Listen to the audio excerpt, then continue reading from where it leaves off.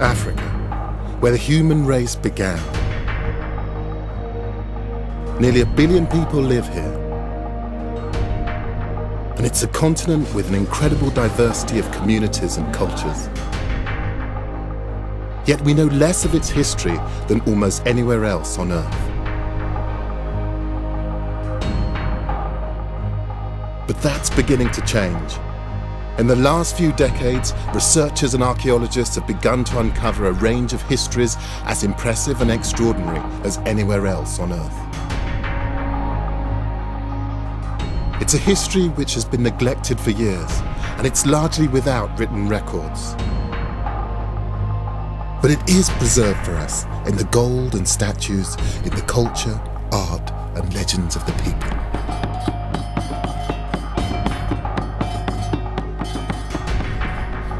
My name is Gus Casely-Hayford. Over many years, I've studied the history and culture of Africa.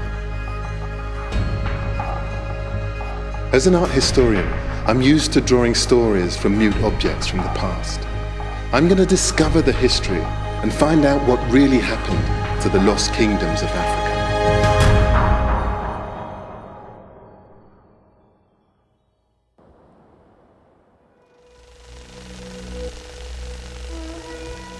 In 1871, a German geologist exploring southern Africa stumbled across these extraordinary ruins. He was astonished by what he found. A vast stone city, stranded in the empty savannah, Great Zimbabwe. He had no idea who was responsible for this astounding feat of architecture. But he was sure of one thing: it was too sophisticated to have been built by Africans. Thankfully, these assumptions have been discredited today. But only now are we piecing together the fragments we know about this lost civilization and its connections to other kingdoms of pre-colonial southern Africa. Could Great Zimbabwe really have been an African El Dorado, a city built on gold? In this film, I'm going in search of the story of one of the most mysterious cities and societies in Africa. I don't think we can understand this kingdom without understanding the civilisations and kingdoms that grew up around it. It was part of a rich and fascinating history, largely unknown, the history of wealth, trade and gold. My journey to find out about Great Zimbabwe would take me from the Swahili coast in modern-day Tanzania to Mozambique, South Africa, and hopefully to modern Zimbabwe itself, where no BBC crew has been allowed to film for 8 years. My first stop is right here at the edge of the continent, where Africa meets the Indian Ocean.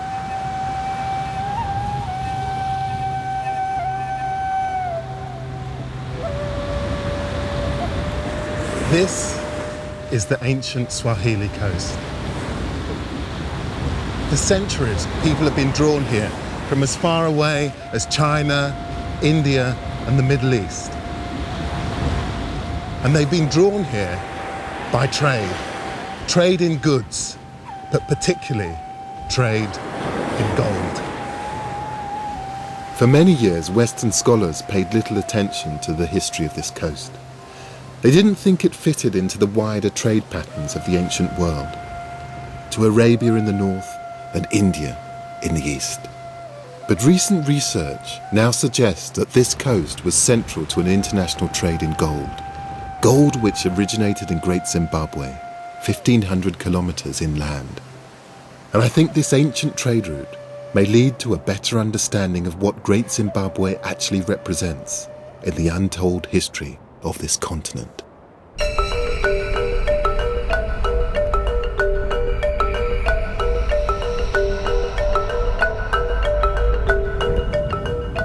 There's evidence to suggest that traders were already coming to this coast from far afield, as long ago as the 1st century AD.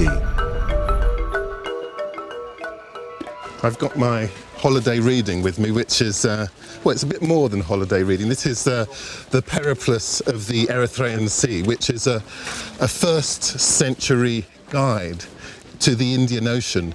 It talks about all the sorts of wonderful places that merchants and sailors could have travelled in that time to ply their trade. And it talks about this place called Rapta, which is supposed to be the most southerly port in Africa that you could then travel to. The Periplus is an ancient Greek text which describes the ports and cities which dot this coast all the way up to Arabia. According to the Periplus, Rapta was the place where traders from India and Arabia came to buy ivory, fine tortoiseshell and rhinoceros horn. In return, the people of Rapta imported spears, daggers and glass. But unfortunately, the Periplus is vague on the exact whereabouts of Rapta, and the stories of this trading city have been dismissed as legend. Now, however, Professor Felix Chami of the University of Dar es Salaam in Tanzania thinks he might have found it. Are you Felix? How are you, man? Hey! Hi, I've heard a lot about you. I've been reading my Periplus in preparation for this. Good, man. But I know you're the man to show me around. You're welcome. I mean, the legendary Rapta. I mean, if you found it, this is quite something, so I'm expecting a lot.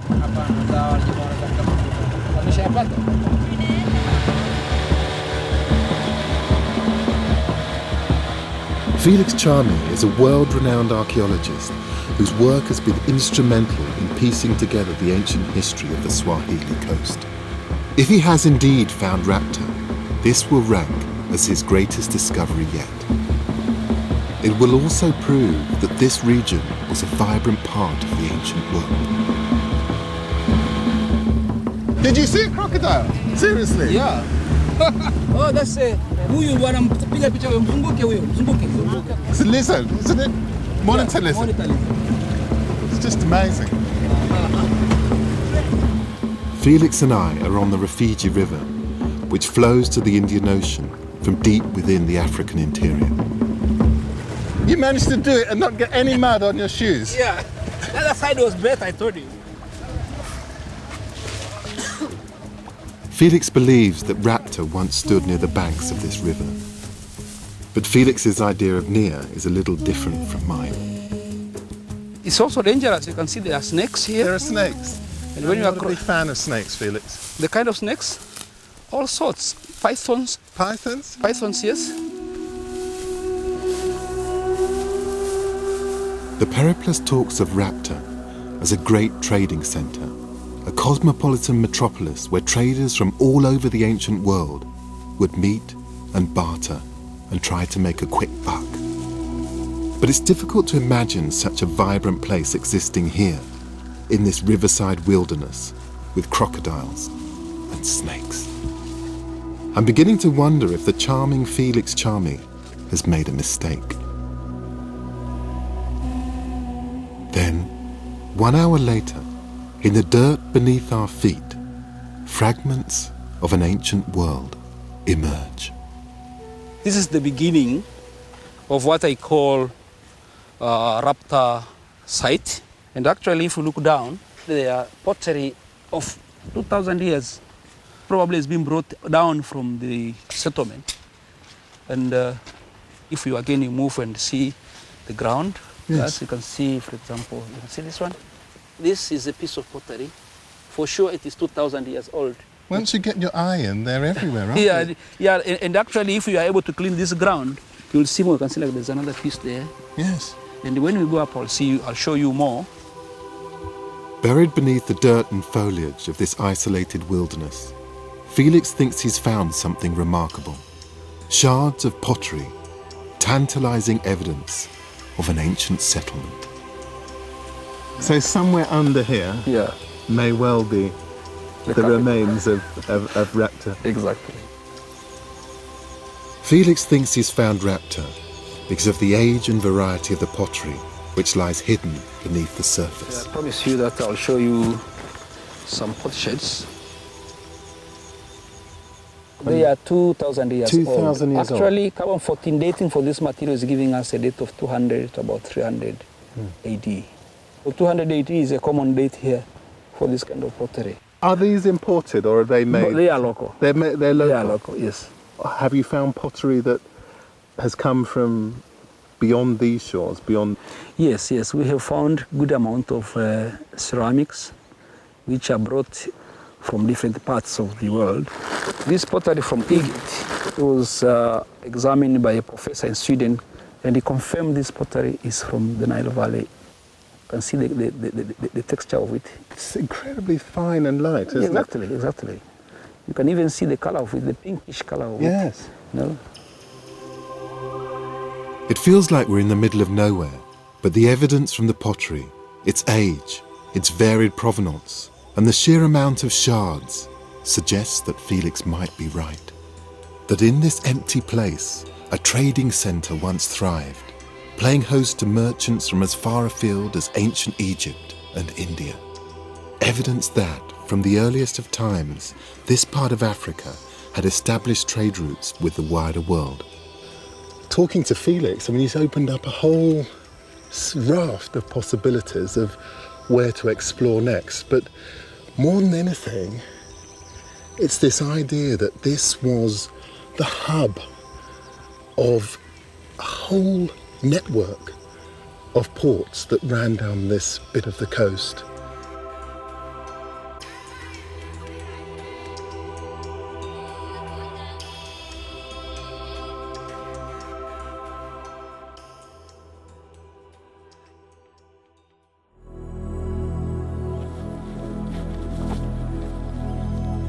According to the Periplus, Raptor traded in goods from the African interior like ivory and rhinoceros horn, but there's no sign yet of the trade in gold which I'm looking for. But as I head back into town the next morning, toward the markets that bustle here today, I can hear the evidence of a legacy of trade, exchange, and contact with a world beyond this coast in the language that people speak.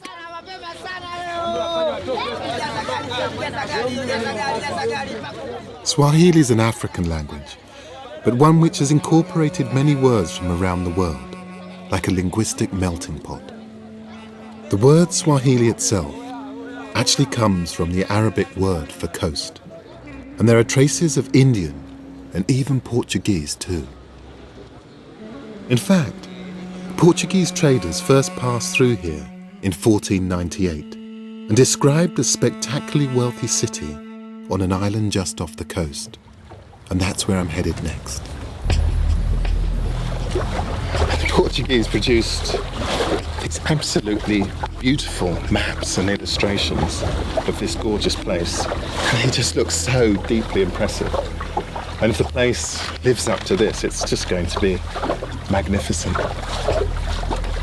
The city was Kilwa Kisiwani, a city whose streets the Portuguese describe as overflowing with gold and filled with black moors, the old European term for Africans. Colonial historians assume that Kilwa was an Arab outpost because of its Muslim heritage. But now we think that Kilwa was African, that these were black African Muslims, an interpretation backed up by the observations of the famous Arab traveller Ibn Battuta, who came to Kilwa in 1331. He talks about Kilwa as one of the most beautiful cities, and he talks about the local population as being a very dark complexion, and he describes their ethnic scarifications. This really was an African city, and it was also a very profitable one. The reason I'm here is that a copper coin like this from 14th century Kilwa has been found at Great Zimbabwe, 1,500 kilometers inland. Evidence perhaps that Great Zimbabwe and Kilwa are two ends of what was a lucrative trade in goods.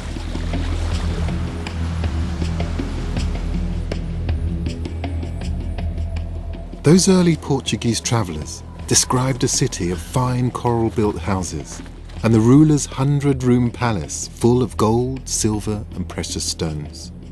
The site is still spectacular today. Among the ruins are the houses which would have accommodated the travelling foreign traders who regularly descended on Kilwa from across the ocean. Local guide Athmani Abdullah has agreed to show me around. So why particularly Kilwa? Why was it such an important post in terms of the trading network along the coast? Yeah, it was important because it was easier for the traders who used the sailing boats to come here. So it acts like a barrier, because when you come in, you can anchor easily, because these guys were traveling through the monsoon wind. The direction of the prevailing wind on the Swahili coast changes twice a year, allowing ships to cross the Indian Ocean and return again within 12 months. And that's why Kilwa was ideally placed to serve as East Africa's gateway to the trading networks of the ancient world. Lovely to meet you, Stephanie. Nice to meet you. Welcome to Kilwa. Oh, thank you. British archaeologist Stephanie Wynne-Jones of Bristol University is an expert on Kilwa's history and has studied how its fortunes have ebbed and flowed through the ages. One of the things that's really been demonstrated through the archaeology is that there's been a settlement here since at least the 9th century AD. They were really integrated into the Indian Ocean system, actually, and there are a lot of imports brought to the site from mainly from the Persian Gulf area, also from India, as sort of reaching this island at that date. So what was being traded through this port, exported? What sorts of goods were... Well, in general, from the Swahili coast, the products of the African hinterland were being traded, often in the form of raw materials. Kilwa was particularly famous for gold, and the source of Kilwa's wealth was based on the gold trade from the south, from the Zimbabwe plateau. This was an island state made rich by gold. These merchants knew the international value of the precious metal and bargained hard. And as the gold flowed through Kilwa, by the 14th century, the city had become one of the most important and richest ports in Africa. And if you look closely enough, some of that wealth is still visible. Well, this is the Great Mosque of Kilwa, the congregational mosque, which would have served for the Friday prayer when the whole community would come together. And one of the things that's quite wonderful about this particular structure are the domes and vaults that you can see in the roof. And this is a very particularly Kilwa phenomenon to have this sort of quantity of domes and all the sort of arches and columns that you see here. And finding this incredible material, I mean, this is coral, isn't it? It is, and I mean, this is the defining characteristic of Swahili architecture. We call these places stone towns and we refer to stone houses, but actually there's no particularly good natural sources of stone on the coast. And instead this architectural style developed where they use the coral, which is found in abundance here, and the entire structures are built of coral. The blocks, like the one that you're looking at, were actually cut from the living coral, and because it was soft, they were able to use it for these carved features. And then how would it have been finished? So what would it have looked like if I came in? Well, the entire thing would have been plastered also with lime plaster, which actually also comes from coral, so everything is from coral from start to finish. And it would have appeared, you know, totally smooth and totally white. I mean, it would have been a very beautiful thing to look at, actually.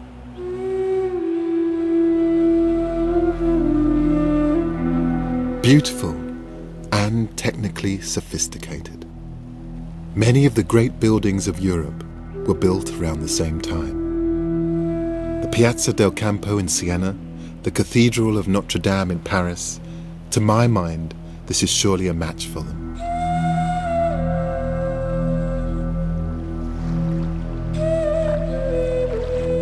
Kilwa was clearly a busy, confident trading centre, a city-state that was intimately linked with the wider world economy.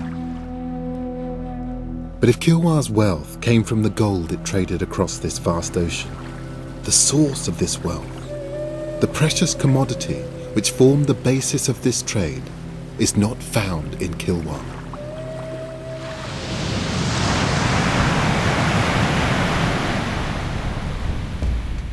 Africa's gold comes from deep inland, from the high plateau of Zimbabwe, 1,500 kilometers away.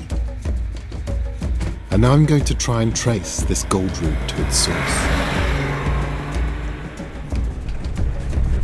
I'm I'm travelling inland from the coast, heading west toward the ancient goldlands. And somewhere out here, I'm hoping to find an outpost of one of Africa's greatest kingdoms. We know that Great Zimbabwe was at its zenith in the 13th and 14th centuries, just when Kilwa II was at its height. But Great Zimbabwe is still 2 countries, 1 visa application and many days' travel away. I'm looking for outposts of this gold trading kingdom here in Mozambique. Tantalizingly, my guide tells me that there's a Zimbabwe-type ruin just 70 kilometers inland from here. This site, Manikeni, is mentioned in the history books, but I can't find it on any map. Por favor, onde está Manikeni? Manikeni é daqui a 32 quilômetros. Well, these sandy roads are a bit of a challenge actually, but I'm a bit more used to acting in rush hour than this, but I'm loving it nevertheless.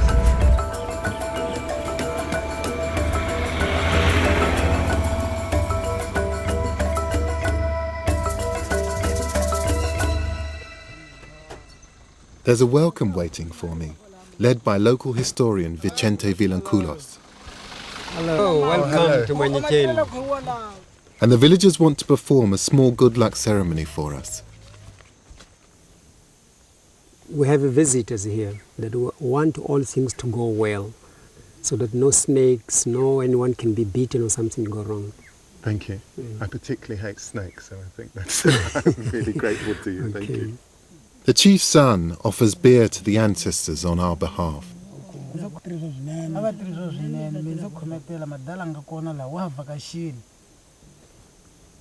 ancestors have heard us and have welcomed us. Thank you very much. Thank you, Chief.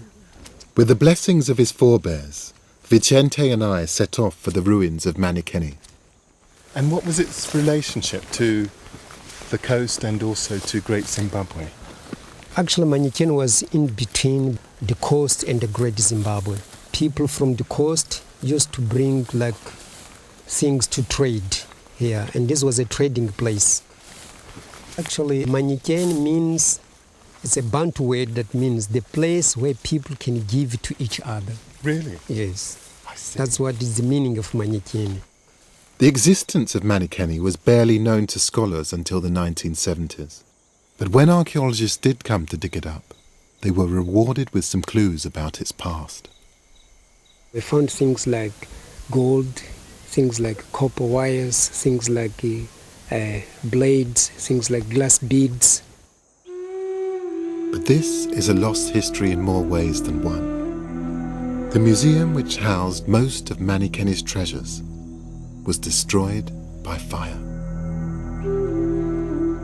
But while the artefacts have gone, the knowledge remains.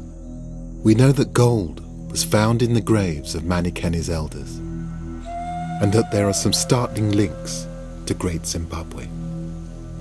This grass here is typically from Great Zimbabwe. In Mozambique can be found just in this place. Yes. So this grass, this particular variety of grass, yes, this one is only found in Manikeni and Great Zimbabwe. So they brought this grass to feed their cattle. We don't find this kind of grass anywhere in Mozambique. So we believe that it was brought here mainly to feed the cattle. Great Zimbabwe means houses of stone. The walls of Manikeni appear to have been built using a similar technique. Vicente is certain that the trading community at Manikeni was once closely connected to the Kingdom of Great Zimbabwe. So this is the walls of Manikeni. They were built stone on stone, and it stood for many years and very strongly. And after doing business, people from the coast and people from Grand Zimbabwe, whatever they exchanged, like gold and beads and other things, they used to take this way to lead them to Grand Zimbabwe. Wow. So this is the gateway to Great Zimbabwe. Yes. Manikeni seems to have been a crossing point in two senses. It seems likely that it was a place where gold was traded as a commodity, coming in from Great Zimbabwe, then going out toward the coast and by boat up to Kilwa. But it also seems to be a place where the attitude to the gold itself shifted. Grave findings at Manikeni show that gold was not just a commodity, it was buried with the dead, very different from Kilwa. It's time to move further inland, but first a send-off from the ancestors. Manikeni today is far from the bustling trading centre of the past, but it's a place where the past is remembered, and where the ancestors who may once have formed an important cog in a larger global economy are celebrated enthusiastically. This is sort of passing on to the future generation, because the old ones, they will be dying out, so they want the children to know how to dance. That's why they have to dance with the young ones. It seems a little bit easy, but it's not easy. It is believed the ancestors are dancing right now. Yes. Yes, and they are hearing it. So they are happy that they have not been forgotten. Yes. The evidence that this place was once a link in the gold trade between Great Zimbabwe and the coast seems compelling. The architecture, the grass, the oral tradition, and the discoveries of gold all point that way. But before I head for Great Zimbabwe, I want to investigate stories of an even earlier kingdom, Mapungubwe. But to do that, I need to head for the modern city of Pretoria in South Africa. Mapungubwe is now part of South Africa's Limpopo province, and fate has been kinder to it than it has been to Manikeni. The museum where Mapungubwe's glorious past is now stored is still standing, home to an astonishing collection of African gold. Curator Cyan Tylenell shows me the most famous piece, a little golden rhino. Wow. Gold is so thin it almost glows, doesn't it? Yes, the gold would have been hammered out on a stone anvil. What they would have done is they would have carved a wooden rhino and then formed the gold foil over the wood, and all the little holes you see are where minute tacks or nails would tack the gold sheeting to the wooden core, and of course the wood is disintegrated over 1,000 years. Almost 100% pure gold, so it's got a lovely buttery shine to it. So they must have been a very powerful people. Yes, they were. In fact, there's many other gold artifacts that were found. The second, perhaps most significant item is this gold scepter or mace. It's the largest gold object that was recovered from the burial, also made of gold foil. Mapungubwe was a 12th century kingdom, only a short distance from the gold mines of the Zimbabwean plateau. Its people clearly developed great skill in goldsmithing. This work is impressive by anyone's standards. As at Manikeni, much of the treasure was found in the graves of the kings. And such burials imply a culture which valued gold for more than its commercial value. Gosh, this is a beautiful bowl, isn't it? Absolutely gorgeous. In fact, it's not a gold bowl. It's in fact a headdress. Okay. It was also found in one of the burials. For 75 years, it's been interpreted as a bowl as such, because it obviously just looks like a bowl. So I'm in good company. Yes. Whereas in fact, it was found inverted near the cranium of the individual, near his head, not as a crown, as if it would fit over the cranium. Of course, it's too small, but more a symbolic headdress of some sort. So Cyan, who might have been buried with this? Well, the royalty buried with these gold objects, of course, were the ruling power of the Limpopo Valley at the time, or Southern Africa. So their wealth lay in not only the gold objects, but also their wealth in cattle and trading right until the east coast. The amount of trade glass beads that one finds at the site, together with the gold, as well as the ivory, shows a very wealthy society.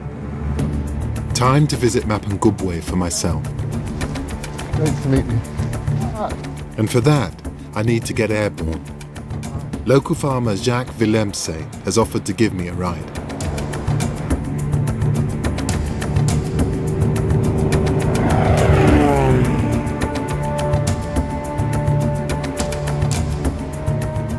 From up here, things become a bit clearer. Below me is the mighty Limpopo, which flows to the coast. This huge river was for centuries a highway which carried people and goods from the interior to the coast.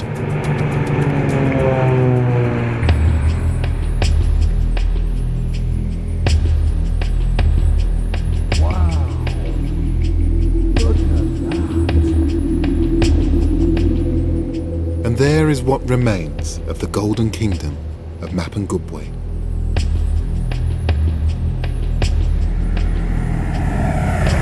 Today, Mapungubwe is part of South Africa's national park system. The heart of the old kingdom is Mapungubwe Hill. Park Ranger Cedric Setlako has agreed to show me around. This is the hill itself, Mapungubwe Hill, where people lived about 1,000 years ago. Wow. Archaeologists believe that Mapungubwe's reach spread across southern Africa from the 11th to the 13th centuries, and that after the kingdom collapsed, some of its people may have headed north and founded Great Zimbabwe. It was one of the most complex societies in southern Africa, with a rigid division between the king, his ministers, and his subjects. The king was buried here with a lot of artifacts. If you look at the hill itself, I mean, why the people will choose to live up here is because if you look around it, I mean, it's just sheer rock. I mean, there's no way that you can be able to access this hill. There's only one way up to the top.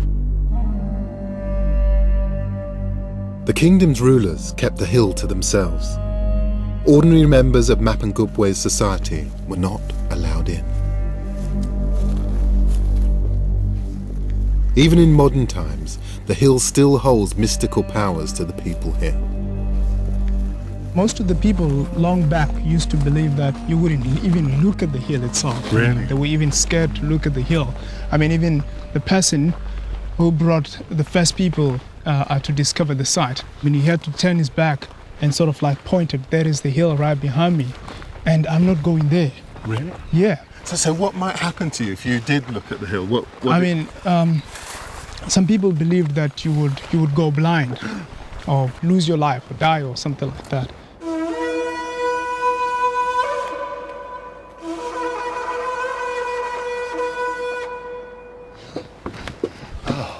It wasn't so bad, eh? Well, this view completely makes up for Yeah. any tiredness I feel about that climb. It's just glorious. I mean, And suddenly you amazing. understand why you would want to build up here. Archaeologists have found remnants of the site of a grand stone enclosure here, with huts for servants and a wooden palisade built around the summit for privacy and defence. It was also where Mapungubwe's rulers lived and died with their gold. This is exactly where that little golden rhino came from.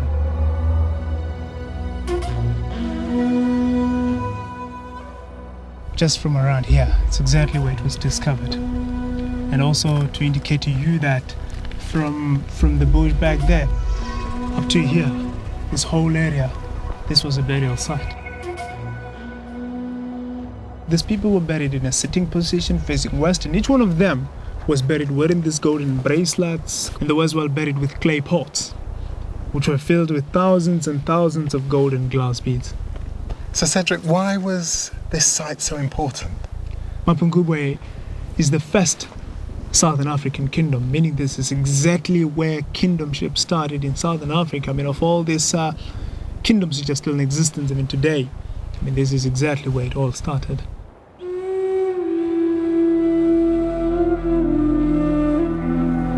The wooden and stone structures which would have stood here have long since disappeared. But the gold artefacts in Pretoria testify to this ancient kingdom's existence, its power and its wealth. But Cedric is keen to show me one aspect of Mapungubwe life that still survives today. Now we have a game here. It was played by the Mapungubwe people 1,000 years ago. This is a game called Muruba in Sotho, or Fuba in Venda. I think I recognize this. But please, tell me. Do you? Well, my family are from West Africa, and we have a game there, which looks fairly similar, called Owari. Owari is an ancient game of strategy. Now, you see, the gloves are off. The gloves are off. I always thought that Owari was a West African tradition, but the fact that variations of it were played here in Mapungubwe hints at connections which extend across the continent.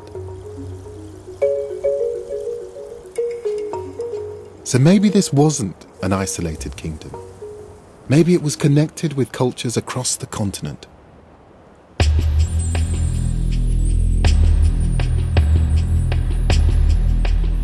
The outline of Mapungubwe's society may be faint today, but the kingdom's geography seems clear.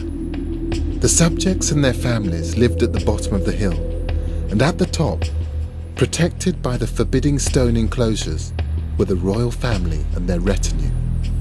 I think one of the things that has really struck me is how complex the sociology of this particular area is. I mean, if you imagine the people came and they settled here, but they didn't just settle here, but they created a really complex social system. The support of all the people who would have lived down here, farming, trading, bringing the water up, all of that infrastructure to support the family, the elite that lived up there. And this was a real departure for this bit of Africa, a settled, hierarchical society, and one that seemed to, at least for the period in which it was here, to really work as well. Mapungubwe was once the most powerful kingdom in southern Africa. But by the 13th century, it seems to have collapsed. We don't know why. And there is much more we don't know about the life of the people here, like how power was handed down or what they believed in. But archaeologists now think that the people of Mapungubwe may have travelled north to found an even bigger, more impressive kingdom, Great Zimbabwe.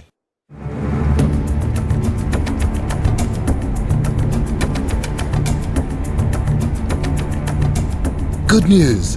We've finally been granted permission to film in Great Zimbabwe, the greatest lost kingdom of southern Africa. I'm not going to pretend it's been easy getting permission to film in Zimbabwe. It's taken months of applications, persuasion, and at last it looks like we've got permission. But nothing is certain in Zimbabwe these days. Even with our permissions, there's still a border to cross.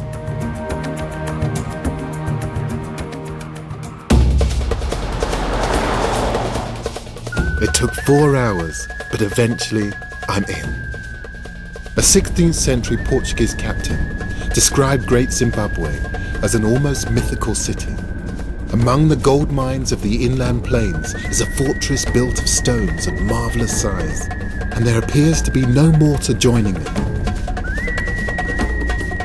Great Zimbabwe was Africa's El Dorado, a place of myth and mystery.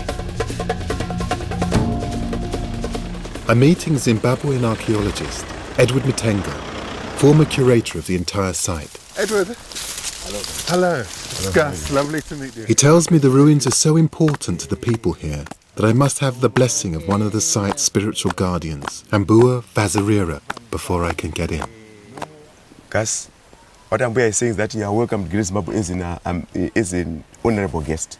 So now we are going to take you to the sacred entrance to the site. Thank you. It's been a beautiful welcome. As well as curating this site, Edward Matenga has written extensively about Great Zimbabwe.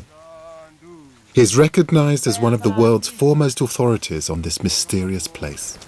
For, say, 1890, this place was out of bounds to strangers. Yes. You are not a stranger anymore because you have now been accepted. Well, I feel very honoured. So basically, people would would have to be initiated, as it were, and part of the initiation is passing through the entrance. I see. Where the custodian, the spiritual sort of the head of the place, Yes. opens the site for people to come in. I see.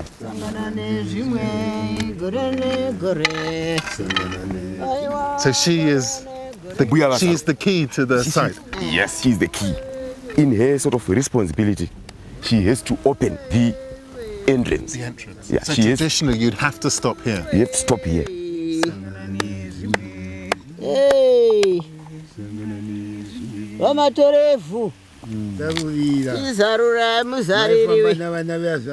Ambua is one of several people who claim to be the spiritual guardians of this site. It certainly is an impressive performance. She's saying that now you can enter the site. We can enter the site. Yeah. Okay. Gore ne gore, kusangana ne zimwe, gore ne gore. Oiwo we, gore ne gore.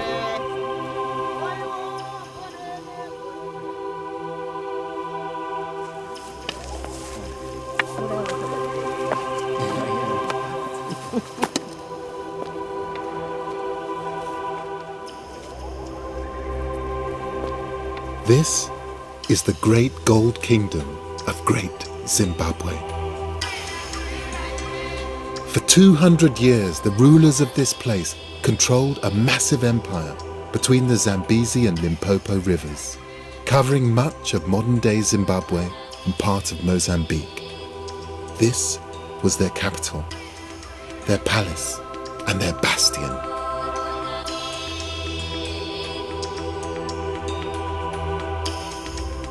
This is the cradle of a lot of people who live in this region. The descendants of people who used to live here are now found in South Africa, in Botswana, Yes. in other countries. From the 13th century to the 15th, these people controlled the gold mines of the plateau. Here in stone is their expression of that wealth and power. Walls that soar out of the earth, that curve and flow around the contours of the ground, creating narrow passageways and forbidding enclosures. This is a stunning feat of architecture. There is nothing gluing these walls together, just an extraordinary precision and craft. This is the highest wall at the Great Zimbabwe at 11 meters. It is 6 meters wide at the bottom. It is estimated that about more than 1 million bricks are pegged into this wall.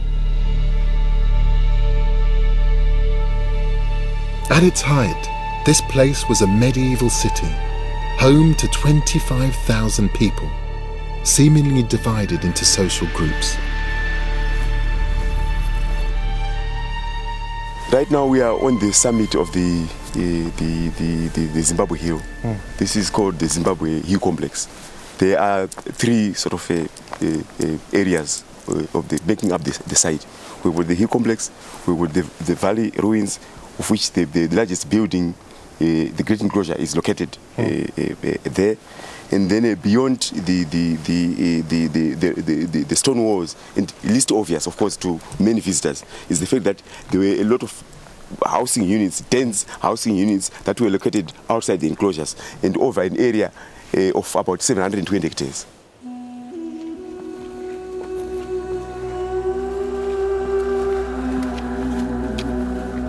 The subjects and their king seem to have lived very separate lives. It's likely that Great Zimbabwe's immense stone walls ensured that the rich, religious, and the powerful were kept separate from everyone else. Yes, the site in many ways is a matrix of passages. Yes. And why they build so many passages is anybody's guess. But I want to believe that it might have something to do with social protocols. Yes. That the idea basically was to control the traffic of people. I see. Some people were not supposed to be seen in certain places. Yes. So they would have to follow designated passages. So there might have been various passages for sort of various levels of, in terms of social organization of the community. Yes. That, okay, the kings or the royal wives, they would follow these passages. And then, of course, the plebeians, the lower sort of rank, would follow these passages.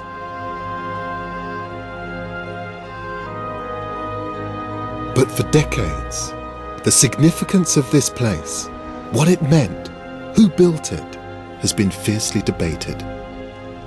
The British, who ran this part of the world in the late 19th century, believed that a non-African people must have built this kingdom.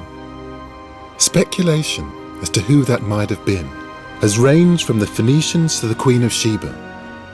When this country was run by its white minority, the idea that anyone but Africans built this city was actively and enthusiastically promoted. But carbon dating technology has ruled out ancient foreign civilizations as being responsible for Great Zimbabwe. There's no evidence in this architecture to suggest that this place was built by anyone other than those who came from here. And the evidence from earlier settlements like Mapungubwe shows a continuity of southern African culture. The settled view now is Great Zimbabwe was built by Africans. Archaeologists are also sure that this place was a rich trading kingdom. A wealth of trading goods, beads, bracelets, porcelain and glass from China and the Middle East have been found here, along with gold, mined only 40 kilometers away. Gold was obviously very important, and we know there was traffic between this place, or the southern African hinterland, and the East African coast, linking with China, with India, with the Middle East. Yes. And that was one factor that might have caused people to become wealthy and build these structures as an expression of that wealth. One artifact in particular shows the links between Great Zimbabwe and the wider world. It's a 14th century copper coin like this one from Kilwa Kisiwani, the great trading city on the coast.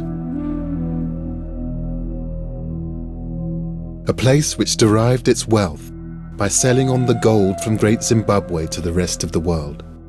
Two ends, the same trading route. There's still so much that we don't know about Great Zimbabwe, the nature of its king or kings, the full meaning of its narrow passageways, and forbidding architecture. But we do know that this vast city was one of Africa's richest and most sophisticated kingdoms, and the starting point of a gigantic trading network that stretched from these high plateaux across southern Africa to the Swahili coast and across the globe to Arabia, India, and China. And when Great Zimbabwe went into decline in the 15th century, so too did Kilwa, two kingdoms connected by gold and forgotten by historians for centuries. Today, the ruins of Great Zimbabwe have given their name to a modern African country. They are a reminder that although ancient kingdoms can be forgotten, they are rarely truly lost. This remarkable kingdom, high in the Zimbabwe highlands, is an emblem of a continent remembering its past. I began this journey some distance from here on the Swahili coast, thinking that this was a journey about trade, about gold. But it's been about more than that. It's been about recovering an African past from the ruins of lost civilizations. There's still much we don't know about this history and these lost kingdoms. But here in Africa, their memory is still celebrated, and rightly so. The past is still very much alive here. It's still a living, breathing part of people's lives, their culture, and their identity.